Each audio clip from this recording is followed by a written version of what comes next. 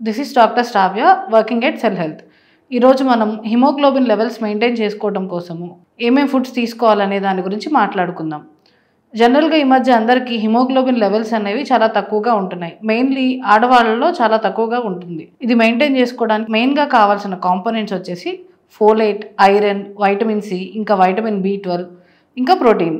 ఇవి ఏమేమి ఫుడ్స్లో ఉంటాయి అంటే పౌల్ట్రీ వచ్చేసరికి చికెన్లోను, ఇంకా మటన్ లివర్, ఫిష్, వీటిల్లో మంచిగా ఐరన్ అనేది దొరుకుతుంది. అదే వెజిటేరియన్ ఆప్షన్స్ వచ్చేసరికి lentils, spinach, leafy vegetables, chickpea, వీటిల్లో మంచిగా దొరుకుతుంది. ఇంకా వైటమిన్ సి ఫుడ్స్ వచ్చేసరికి స్ట్రాబెర్రీస్ కానీ, లెమన్ కానీ, ఆరెంజెస్ కానీ, బెల్ పెప్పర్స్ కానీ, టొమాటోస్ కానీ తీసుకుంటే మంచిది.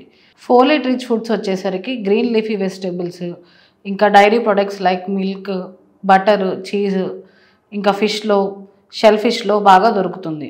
వీటితో పాటు వైటమిన్ B12 కోసము బీట్రూట్ కానీ, ప్రోమోగ్రానేట్ కానీ, స్వీట్ కార్న్ కానీ తీసుకుంటే వైటమిన్ B12 అనేది బాగా అందుతుంది.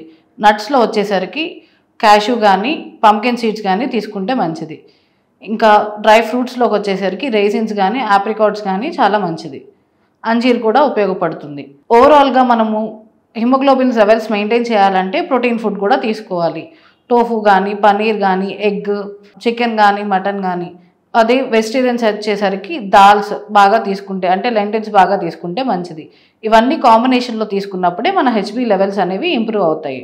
సో మనం డైలీ బీట్రూట్ కానీ, ఇంకా దాల్ కానీ తీసుకుంటూ, ఇంకా వైటమిన్ సి ఫుడ్స్ కూడా యాడ్ చేసుకుంటే హిమోగ్లోబిన్ లెవెల్స్ అనేవి ఇంప్రూవ్ అవుతాయి.